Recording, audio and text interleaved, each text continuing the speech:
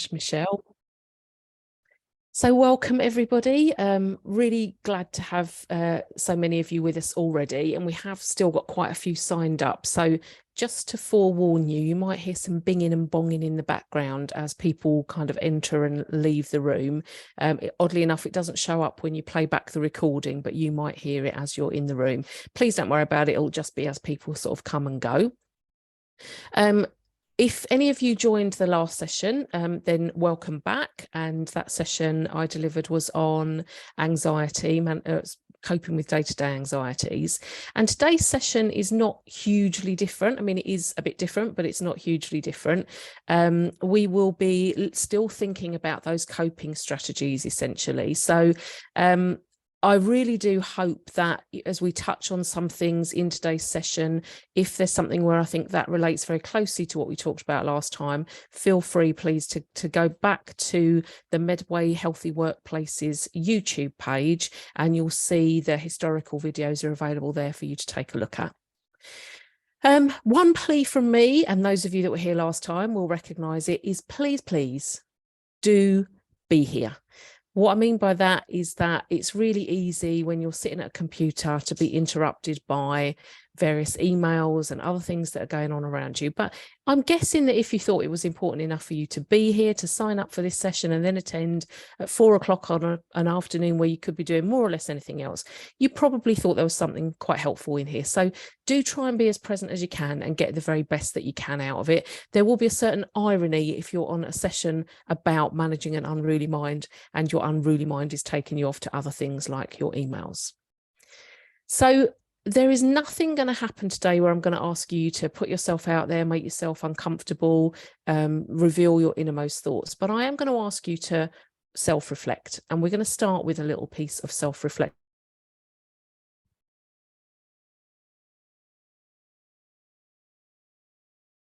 Or anything else. I just want you to think about, what did you think you might get out of this session?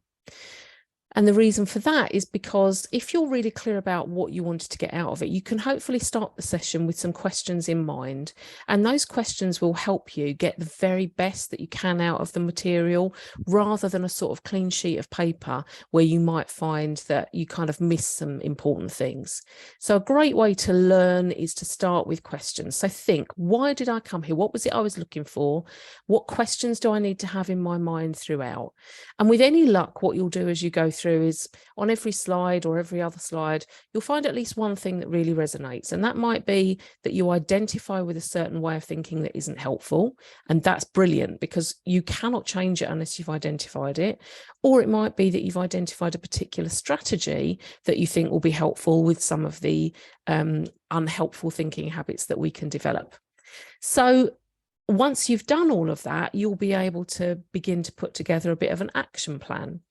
And the things we're going to be talking about today are, like we said in the brief that went out, there's going to be some talk about catastrophizing and a little bit of talk about overthinking. But actually, an unruly mind is so much more than that. And so we're going to talk about a whole host of other things as well. And as we go through and as we get towards the end, if you find that the questions that you had haven't been answered, then please do be prepared to either ask them at the end or pop them in the chat. And I'll do my very best to make sure that the reason that you came here has been worthwhile. So let's start with, I want you to think about whether you're normal or not. I know for lots of people, you might be told all the time that you're not all that normal. And some of us do get into a thinking habit of thinking that we're not normal, that we're somehow different to everybody else. So this is your second piece of reflection. As we go through this slide, I want you to think about which of these types of thinking you might engage in. And it will just help you to understand whether or not you are or you aren't normal. Is there something different about you? So let's begin with, we often feel abnormal. And just ask yourself, is that something that I come across? Do I think that I'm different to everybody else? An interesting thing I often hear, you'll hear celebrities talking on television, is they say things like, I never fitted in when I was at school. Now, I would say that the vast majority of people, when they reflect on what their school life was like, the majority of people I speak to certainly felt they were a bit different, a bit abnormal. But we can't all be abnormal, surely. And most of us that were at school and felt like that because we observed other people who we thought were completely normal, and yet those people felt they didn't fit in either. So sometimes feeling like we're just not one of the gang and that we're a bit different, that actually is completely normal. We also get into a habit of thinking that we are our thoughts. Now, that's really dangerous. We are not our thoughts. If I asked you now to think about a pink elephant, a beautiful cartoon pink elephant dancing around the room in a tutu, a happy, lovely little pink elephant, you don't think you are that pink elephant. And so why would it be that when you have a thought that says, I'm really stupid, why do you identify with that thought? We aren't our thoughts, but most of us get a bit carried away and think we are our thoughts. We tend to have minds that act very quickly, and they act very quickly to protect us. Our ancient ancestors needed to react quickly to all the threats that were out there. And so that fight, flight, flock or flee, that sort of mentality and the physical sensations that come in with it, that would all come in and rush to us and make us react very, very quickly. So sometimes we react to situations in a way that we would rather not react to it, but that doesn't mean we're abnormal. That just means we're following our biology. Our minds can also be very judgmental. And part of that judgment might mean that we assume ill intent of other people. We assume that they're out to get us, have done something against us when they haven't necessarily. Our minds also love a bias. It could be a positive bias. Let's say your family's Scottish. And so there's a bit of a bias in you that says, yeah, all Scottish people are great. So you might then be drawn towards all things Scottish. Or equally, it might be a negative bias. But essentially, our minds tend to gravitate towards things that we already believe. Our minds also rebel very often against the orders of others. Behaviour change is a great example of this. If any of you have ever tried to stop smoking, go on a diet, do more exercise, and you've got this whole plan about what you're going to do, which is lovely. But then when you start to do it, somebody says, oh, should you be eating that? And the first thing you do is go and shove as many of those things down your throat as you possibly can, because our minds are for some reason programmed to want to do the opposite of what we're told, even if the thing we're being told is what we wanted to do. Our minds will try and rationalize or justify almost everything that pops into them because we want to be right. And that inclination to want to be right can be quite dangerous, because what we want is to be right under any circumstances, i.e. not acknowledge that we might be wrong, rather than get it right and come to the right conclusions. It's about holding a position. So I asked you to reflect and think about whether any of these are things that you recognize. And if they are, the good news is you're perfectly normal. These are things that we all tend to experience because they're just how our brains work. So don't be too hard on yourself when you find these things happening. So if we are here because we don't want to have an unruly mind, what is it that we are striving for? What is the opposite of an unruly mind? And I'm not sure there is a definition or a phrase. Maybe cognitive flexibility might be something that we'd be looking for, but I'd rather think about what that looks like. And for me, I think it would look like better thinking strategies, more controlled emotions, maybe more positive behaviours and actions, greater well-being, maybe peace, a sort of internal peace and calm, happiness, less distress, less unnecessary and unproductive energy use. You start to get the picture that an unruly mind is a really broad topic, but what is it that we're actually seeking? And if you ask yourself that question and you can come to a conclusion, then as we go through the rest of the presentation, you'll identify much more clearly what things are going to get you there.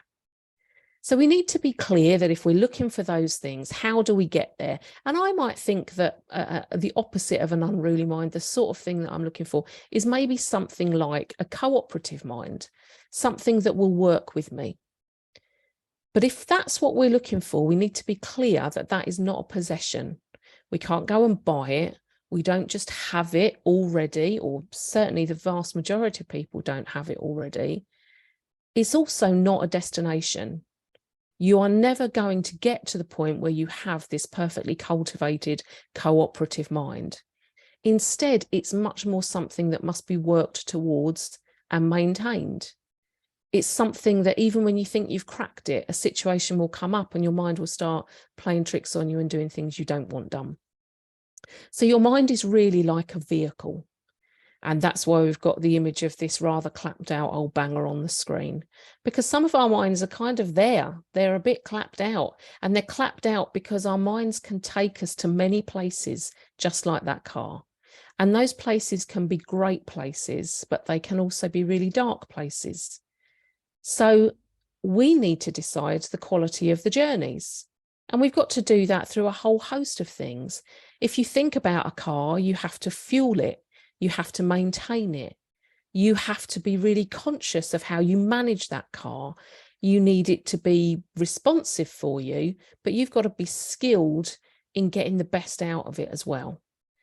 So if your brain is like a car and it can take you to good places and bad places, then you need to constantly be thinking about, how am I going to look after the vehicle, my brain, in order to take me to the places I want to go rather than the places I don't want to go.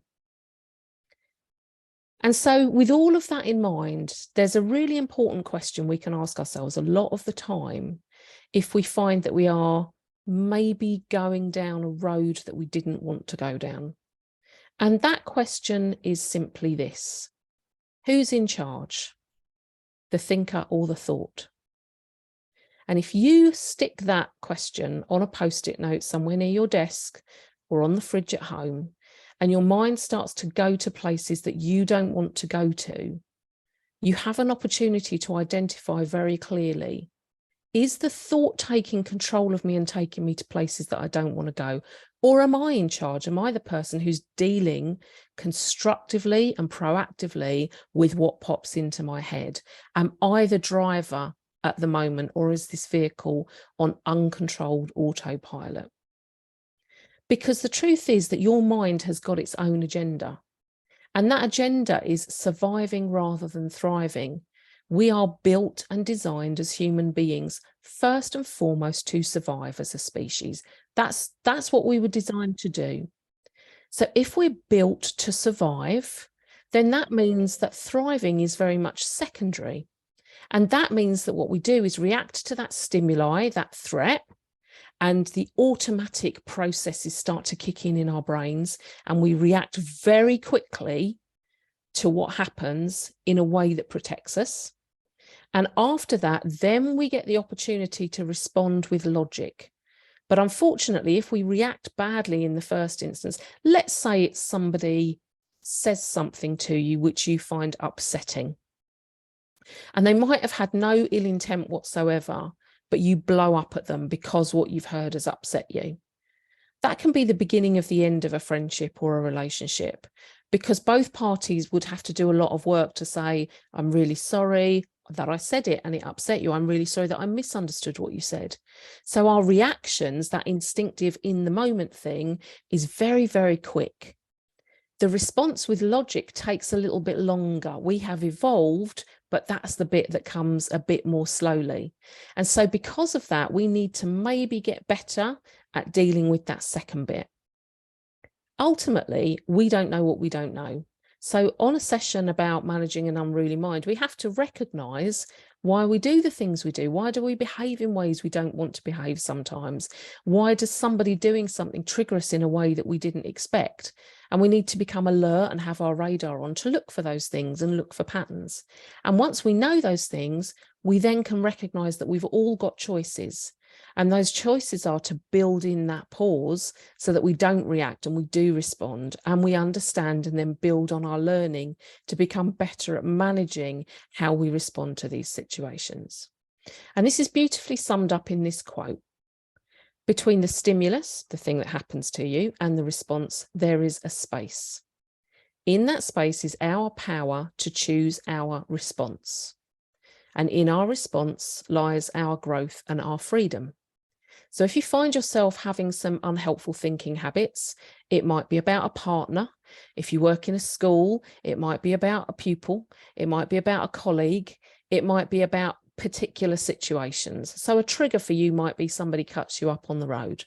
And your reaction might be instinctive and aggressive. And later on, you kind of think, I hope nobody was filming that.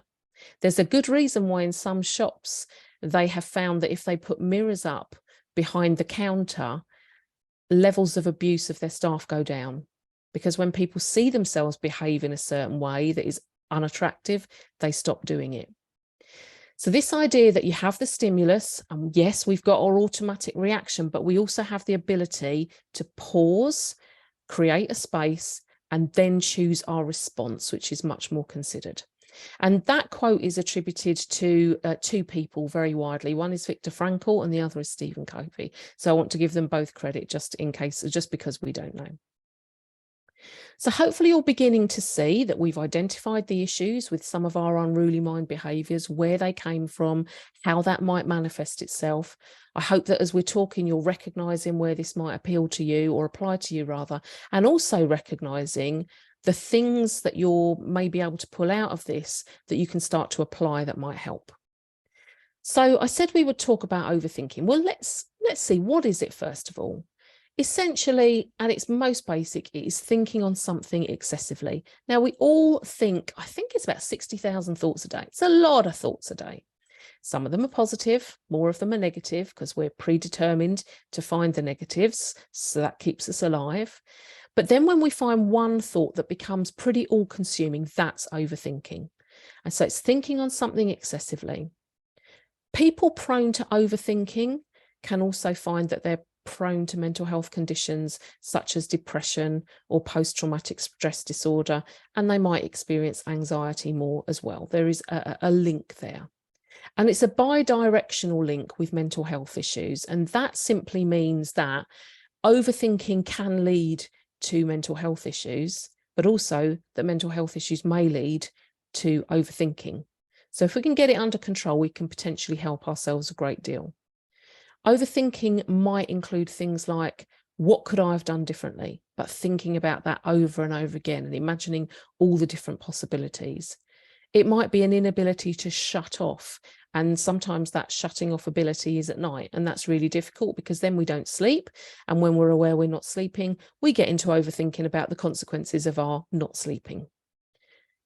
We can experience repetitive thoughts or rumination. And we talked about that in the last session where we talked about anxiety. So if that's of interest, pop back and take a look at that one. We might also have difficulty making decisions because we're so overwhelmed with all these thoughts, or really with one thought going over and over again, that it becomes hard to see the wood for the trees. So how can we overcome it then? We know now what it is. We know how it might manifest itself. What can you do if overthinking is something you identify with? What can you do? Pick one thing from this list that you think would be the one thing that's most likely to help you, or maybe more. So the first thing is to distract yourself with something unrelated. When you're overthinking, it can be hard to kind of pull yourself out of the bubble. I think the expression that I really like is, it's hard to see the label from inside the jar. So when you're in it, it's really hard to come out of it and look at, what am I actually looking at? But if you can distract yourself with something you can get quite absorbed in, that can be really helpful. And it just takes you away and stops the spiraling. You can also try and reframe. Now, reframe is finding another way to think about something. That reframing might be, I didn't get the job. I applied for the job. I thought it went really well. I didn't get the job. That's the end of it for me. There's no point applying for anything else. Clearly, I don't perform well at interview. It's just not going to happen for me. I might as well give up. Now, that isn't uncommon, particularly in the moment when we're experiencing those fairly harsh emotions that we don't like. But actually, is there another way to think about it? Is there another way to be more action oriented, to say, right, okay, can I go back and ask for some feedback about why I didn't get the job? Is it possible that the reason I didn't get the job is because I wasn't the best person for the job and I don't want to end up in a job that I'm not going to be great at? There are so many different ways to reframe situations where we're not fooling ourselves and pretending, but we are actually giving ourselves an opportunity to think a little differently and see if there might be a better way to think about it. We can ask ourselves, are we being objectively realistic? So, lovely example of this would be in a situation where you receive an email from your boss on a Friday evening and it says we need to talk first thing Monday morning. Now, that can send your mind off into 100 different thought processes. But objectively and realistically, is it likely to be something so bad that you need to spend the entire weekend thinking about it? If somebody else told you the thing that you're thinking, would you engage in that same level of overthinking? Or would you say, well, hang on a minute. I mean, actually, I need to speak to you on Monday morning. It doesn't sound that ominous. It just means you need a conversation. So often we can be better at being objective and realistic when it's about somebody else. And therefore, it's helpful for us to pull ourselves out of the situation again. One of the biggest things you can do to help tame an unruly mind, particularly with overthinking, is to improve your self-awareness and your self-management. And they both come under the category of emotional intelligence. Emotional intelligence has sort of 4 main domains, and the first 2 are self-awareness and self-management. They're all about your intrapersonal skills. There are 2 others, but they're more about engaging with other people. And if you want to look at your self-awareness, try and find out whether you are as self-aware as you might think you are. Have you considered all the elements involved in self-awareness? When you become aware of those things, you become much more able to look at things a little bit objectively. So I would strongly suggest for anybody engaged in overthinking on a regular basis, do look at some stuff around emotional intelligence, do look at stuff around your self-awareness and your self-management. So the self-awareness is knowing yourself. The self-management is that you then put that into action and convey that to the world. Show yourself some self-compassion. One of the things that happens very often with overthinkers is that they're then very unforgiving of themselves. And they think that they're ridiculous for doing what they've done. They also, in their overthinking, are often playing a blame game, which has themselves at the center of it. I should have done this. Why didn't I do that? I'm so useless, those kind of things. So give yourself some self-compassion, just like you would to a best friend. Think about engaging in things like meditation, mindfulness, and gratitude. And try really hard to be solution focused. When you get involved in overthinking, anything that's all about thinking is getting you nowhere, really. There's an amount of thinking which is helpful. And that amount of thinking is when we have reflected realistically and we've established what might be best next steps, a few options. Beyond that, it really doesn't tend to be that helpful. So think about the action that you're going to take on the topic that is the cause of your overthinking. Now, one type of overthinking is catastrophizing, and that's defined as fixating on a terrible outcome, however unlikely. So let's say we're all going on a plane tomorrow and we just decide, well, that plane might fall out of the sky. I do apologize to anybody who's going on holiday soon. Not my intention to terrify you. But catastrophizing is that thing about, a fairly innocuous thing, and you just decide the outcome, the worst possible outcome is going to happen, however unlikely that thing is. We know, for example, that airplanes are one of the safest modes of transport, certainly safer than jumping in a car every day. And yet we have this idea that we fixate on, and it becomes a really big issue for us. But catastrophizing has a bigger impact. Apologies, I spot a spelling mistake there. It has a bigger impact on us than just in terms of our thinking processes, because there is evidence emerging now that says people who are prone to catastrophizing can actually find themselves not just with poorer mental well-being, but with poorer physical well-being. So, for example, we can find that people's pain outcomes are much worse if they tend to catastrophize. Again, mental health conditions can be linked with this. You may be more likely to experience catastrophizing if you have a current mental health condition.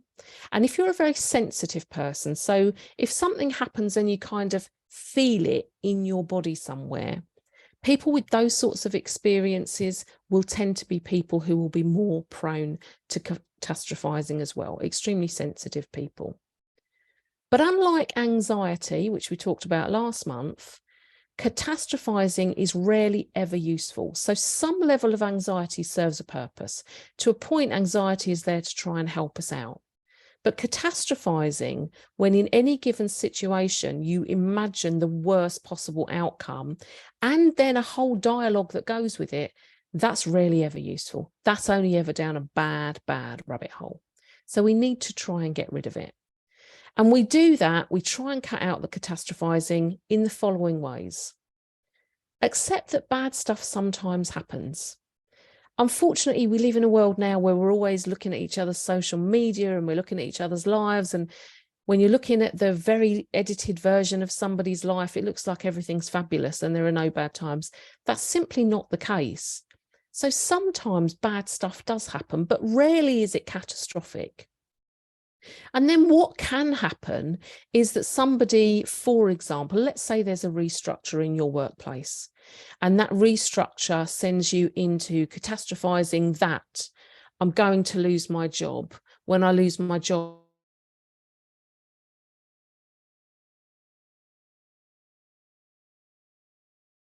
now you can take yourself down that route, which is exactly what catastrophizing will demand.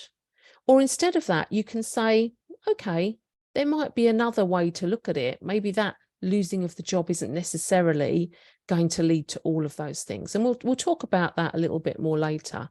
But we all need to accept that bad stuff sometimes happens, but that on the whole, if you look at the evidence, if you look at your life so far, every bad situation you've encountered, you've coped because you're still here. And a bad moment, a bad day or a week is not the end. It's just a bad moment, a day or a week. It's not the end of everything. So we need to kind of rein it all back in and recognize that we're having those irrational thinking patterns, because again, we can't do anything about them until we recognize them. It's also very valuable to try and interrupt the thoughts that we have that aren't helpful.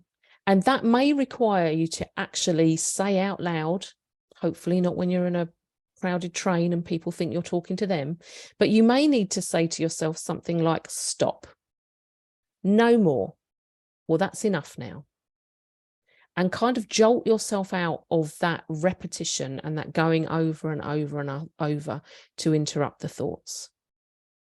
But if we go back to this idea that, you know, there's a suggestion perhaps that you know there's a restructure at work and therefore you're concerned you might lose your job, play that worst outcome through. The danger a lot of the time is that people tell you to think positively. Well, we don't really want to think positively. We want to think accurately, because positive thinking can be as negative as negative thinking. We need to be accurate in our thoughts. So let's assume, okay, there is a restructure. Maybe I'm going to lose my job. But in reality, does me losing my job necessarily mean I'm not going to be able to pay my mortgage? Or does it just need to mean that I'm going to get on and look for another job quickly? Does it mean that I'm going to lose my house and we'll all be homeless?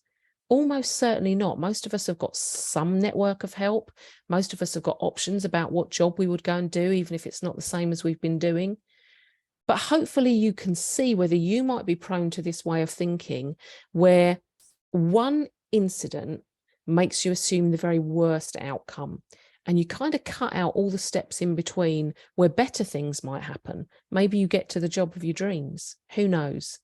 But what we do know is that if you play it through to its worst possible outcome, what you will probably find is the things that you fear are really, really unlikely to happen. You've just cut out a whole load of steps in the process and haven't recognized that. You also need to recognize, and I talked about this last time, that you have to look after yourself. You cannot pour from an empty vessel. So if your thinking is becoming a bit erratic, if your mind is becoming more and more unruly, ask yourself, what am I doing? Am I really tired? Am I really stressed? Am I not hydrated or nourished?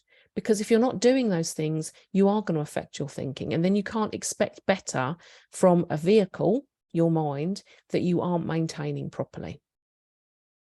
So that's us done really on the overthinking and the catastrophizing. However, we're going to look at a whole range of other types of unhelpful thinking, and crucially, more importantly, not just what those types of thinking are, but very, very importantly, we're going to look at a whole range of strategies that if you use them can help in more or less all of these situations, or certainly there's something to help in all of them. So unruly minds might also engage in something called all or nothing thinking, where in every situation you imagine only that the very, very best is going to happen or the very, very worst is going to happen.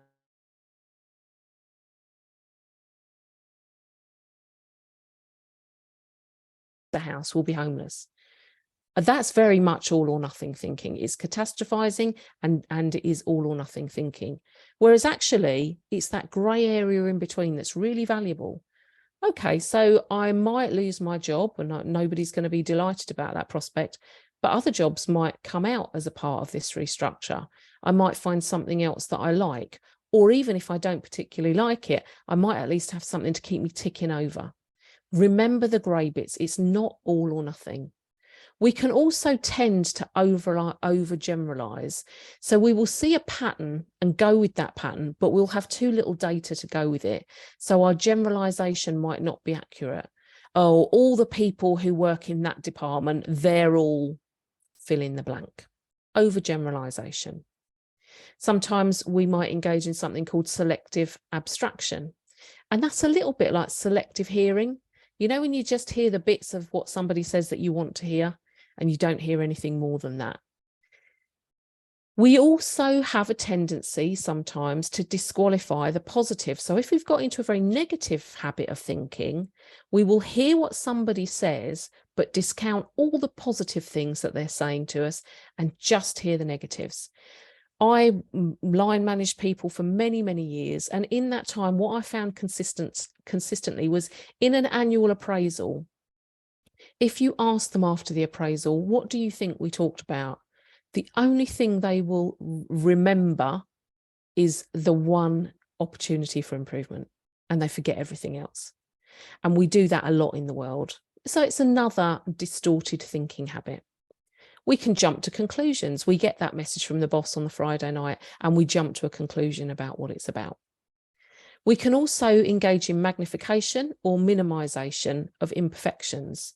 So what that means is that, you know, somebody might give you feedback in an appraisal or after an interview, and we tend to magnify in on the imperfections and all we concentrate on is those, or we minimize them.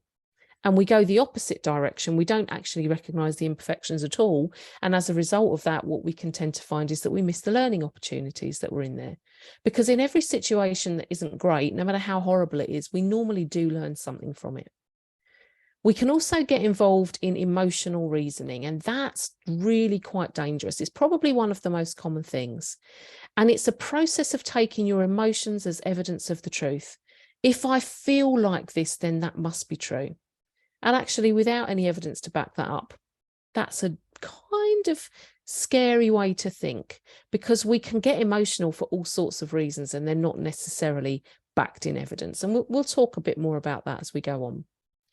Be very careful of should statements.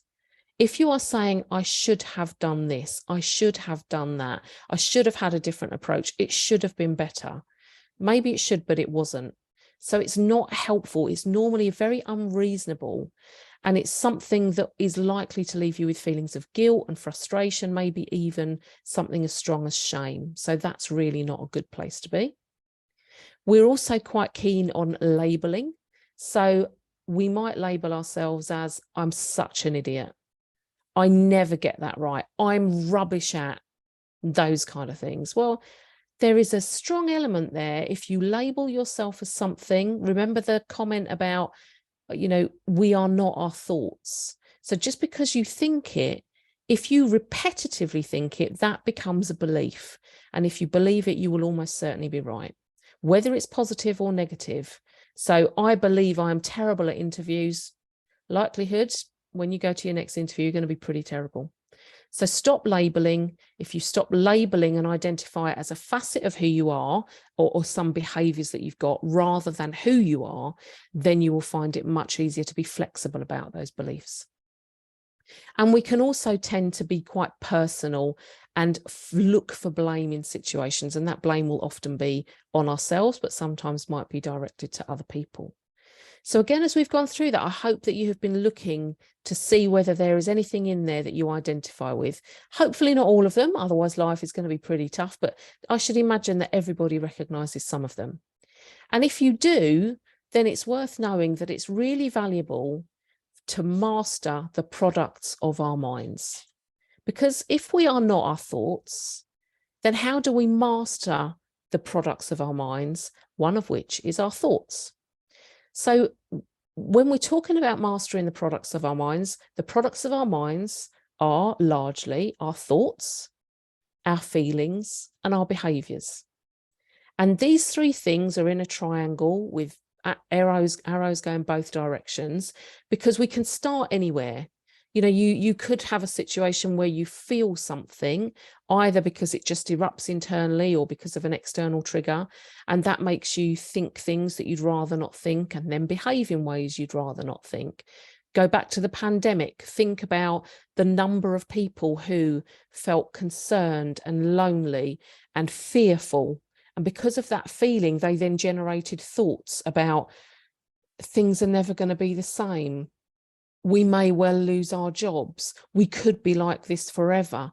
This is catastrophic. This is simply a life that we can't live with. Our children are going to be irreversibly damaged. And then that can lead to behaviours such as trotting to the fridge for a glass of wine, or reaching for a piece of food, or blowing up at the next person that talks to you. So our thoughts, our feelings, and our behaviours are all the products of our minds. They all feed backwards and forwards into each other. And if we can intervene at any stage before we arrive at a thought that goes over and over, or a feeling that overtakes us, or a behaviour we're going to regret, then we're going to be far better off than if we just let these products of our minds be in charge. Once again, who is in charge, the thinker or the thought? So let's look a little bit at thoughts then. Well, thoughts come about once we're hit with a stimulus. So that stimulus could be something as simple as somebody looks at you a bit strangely, and you go, oh, my outfit must look funny. They've just looked at me and they certainly seem to be looking down towards my feet. What's wrong with my shoes? What's wrong with my appearance? It could be something like that. It could be something completely different. But there's normally a stimulus that makes us have a thought. And the thoughts are then added to with our interpretations. Well, when something like this happened to me before, this was why. So I make an interpretation based on the thought that hit me.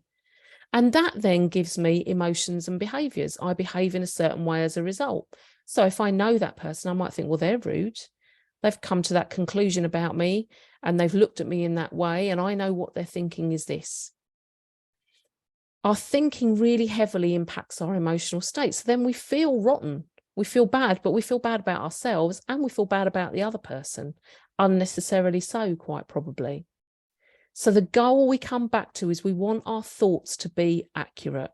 We don't want to engage in toxic positivity where we just pretend that we're thinking positively. We want to get our thoughts right-sized in proportion, and that realistic optimism, which we talked about in the session on anxiety, where we're realistic that being fairly optimistic is the right approach, because most of our evidence shows us that it is realistic to be optimistic, because most of the time things are fine. There was some research done which showed that actually 85% of the stuff we worry about never happens. What a waste of a life. What a waste of 85% of our thoughts when most of it never happens. Thoughts can be like viruses. If you let them in and you don't get them under control, they will spiral and they will be insidious and get through everything. And they can start to spread to other people. If you've got children, if your thoughts are negative and unhelpful, you will begin to see those same thoughts come out in the people around you. And we do work on two different systems. We've got a very automatic system, which is the things that come to us really easily. And then we've got the control processes, which come to us much more slowly. So driving is a good example of that. When you started to drive, it was very much about the control process. You have to think about everything very, very carefully, mirror, signal, maneuver, and so on. But eventually, 10 years later, you're driving quite automatically, not conscious about what you're doing at all. And our thoughts are like that as well, because our thoughts, at first, we will have thought them through, but then we make mental shortcuts.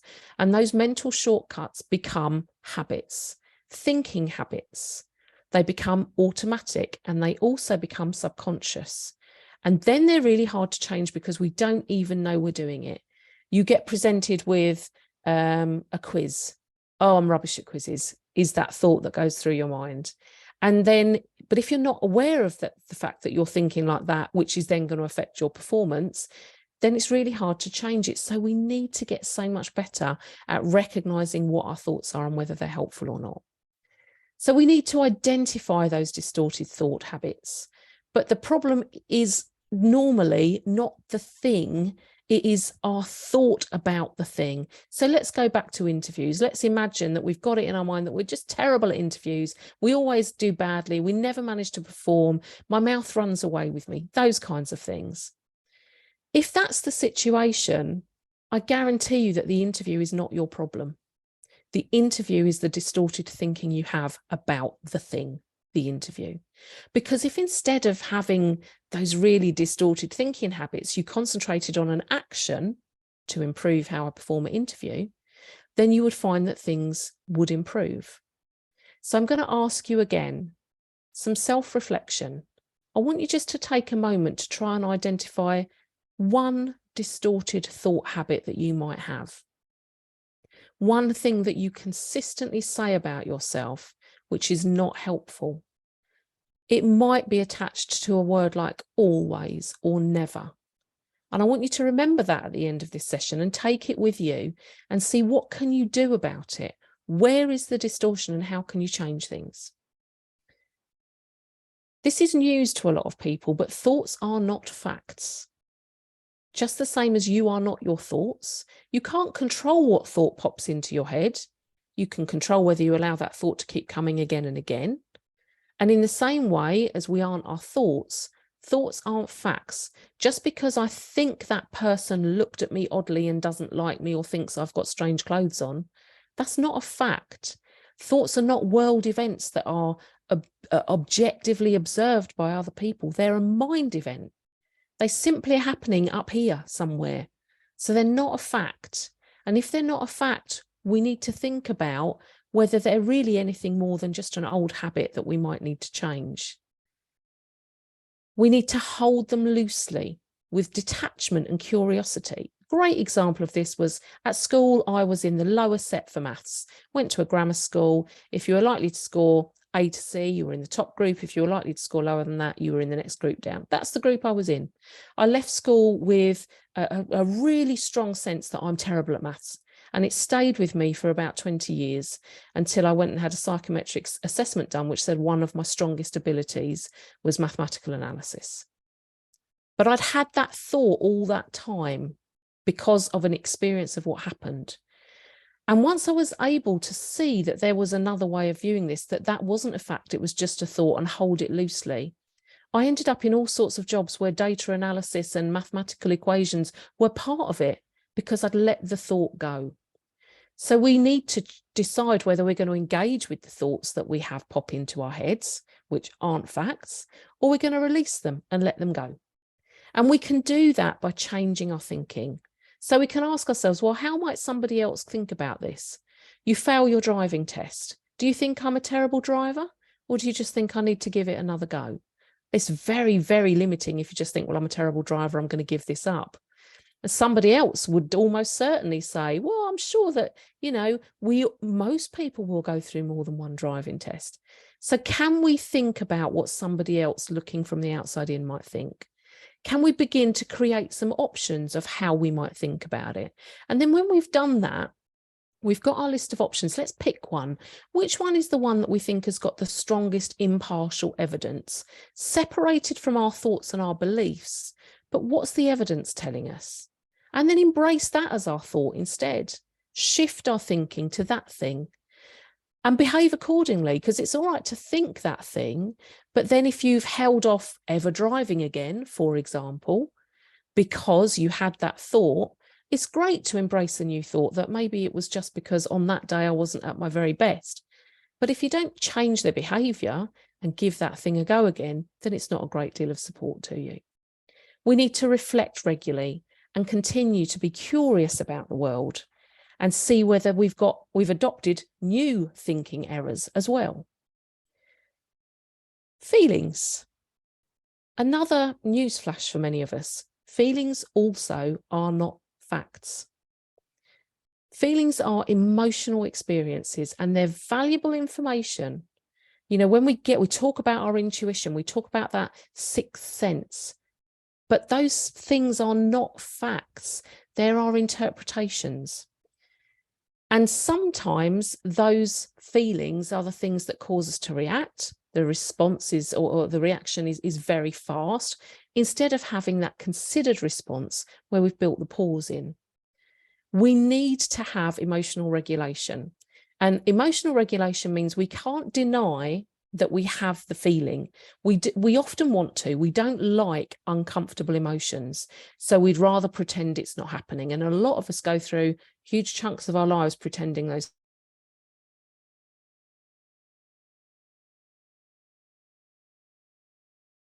Different to emotional suppression. Emotional suppression is choosing not to go to that place at a particular time. It's can help people stop re-traumatizing themselves when they keep thinking about a particularly unpleasant feeling. That can be helpful, but denying that the feeling is there at all, not helpful. And when we do want to deny the experience, when we want to deny that we felt a thing, what tends to happen then is we avoid the experience again. And again, that's not good because we limit ourselves. We also need to avoid emotional obedience. And emotional obedience is where, because we had a thought, well, that must be correct, and therefore I'm going to follow that emotion. I felt really upset when they looked at me that way, and therefore I am going to obey that feeling, take that as a fact, and follow the behaviour that would come with that. Instead, we need to accept that we had that feeling and it was uncomfortable, but we can acclimatise to that. We never exist on a plane where our feelings remain the same all the time. All feelings come and go. And really importantly, feelings are part of the package of helping you to make good decisions, of helping you to think well, but they're not the whole package. And when we start thinking about them as being facts, we're in dangerous territory. And I'm just going to share with you an acronym that is used by somebody called Dr. Mark Brackett, who wrote a book called Permission to Feel, because I've suggested that a great place to start is to think about our emotional intelligence and, you know, your self-awareness. And this book might be helpful if you're interested in looking at something a little bit further. And he says that we, in order to get a kind of grip on our feelings, on our emotions, the first thing is we need to recognize that something is happening to us, that there is a feeling. We might not know what it is, but we know there is a feeling. Then we need to understand where it came from. And once we've understood it, we can then put a label on it. What is that emotion?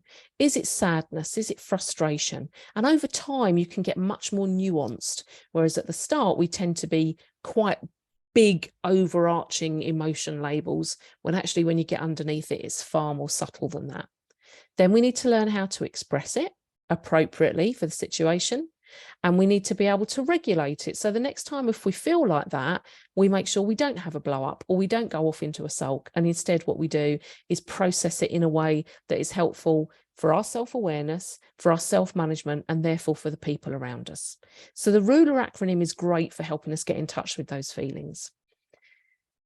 And ultimately, we then get to the point where we've talked about thoughts, we've talked about feelings, now the behaviour, because the consequences of our thoughts is our behaviour very often. We will normally have our thoughts and our feelings, and that leads us to our behaviour. We don't like change as human beings. We like our comfort zone very often. And change can be painful, but changing behaviour, whether that is a thinking behaviour or a feeling behaviour, can be really valuable. And if it's a health behaviour, it can be really helpful. But we have to get to a point where we recognise that, let's say we know we drink too much.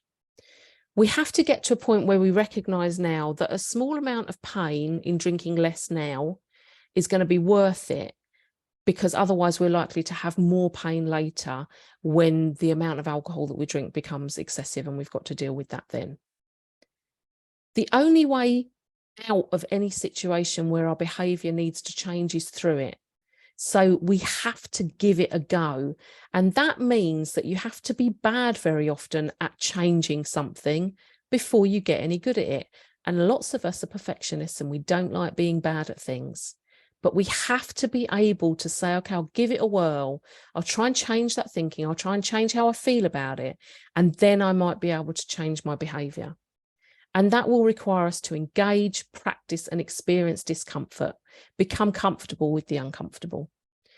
Changing what you do then changes how you feel. So if you start to change your behaviour to the thoughts and the feelings, then you will change how you feel, and that will change how you think and will enable you to have even better behaviour moving forward. And that is very close to the end of our session on managing an unruly mind. But I just want to kind of summarise what we've talked about. We may experience overthinking. We may experience catastrophising. But remember that you are not a catastrophizer. You are not an overthinker. You're sometimes someone who engages in those activities, because there is a difference between you being the thing and experiencing the thing. One is much more helpful than the other. It's not our identity, because as soon as we make it our identity, it's a self-fulfilling prophecy. So any unhelpful thinking habits need to be confined to, this is something I do sometimes, rather than this is who I am. But every single one of us has the potential to change our unhelpful habits when we leave here today. And if we changed how we behave, then we will change how we think, how we feel, and it will just help spiral, but in an upwards direction, a much more positive. And these things can bring us so much closer to the life and the mental well-being that most of us are seeking for, but none of it happens on our own. We've got to be prepared to accept the evidence that we see. First of all, we've got to look for the evidence. Am I doing it? And then look for the evidence. Okay, how do I change what I can do about that? And we've got to reflect on our patterns and try and interrupt them where we can. But crucially accept that also those things may well be a little bit uncomfortable, but the discomfort now will be worth it in the end. If you remember nothing else, remember to ask yourself, who's in charge, the thinker or the thought? And that can put a sharp spotlight on how things are going and whether you might need to reflect on how well you're doing in your thinking processes. And I really hope that at the end of this, you've got a set of tools that if you go through them and look at them really analytically, you can put yourself firmly back in that driving seat of your mind so that it isn't veering and careering off the road and taking you to places you don't want to go. If you're in charge, it's your journey and your destination. And that is it from me. And we are back over to questions.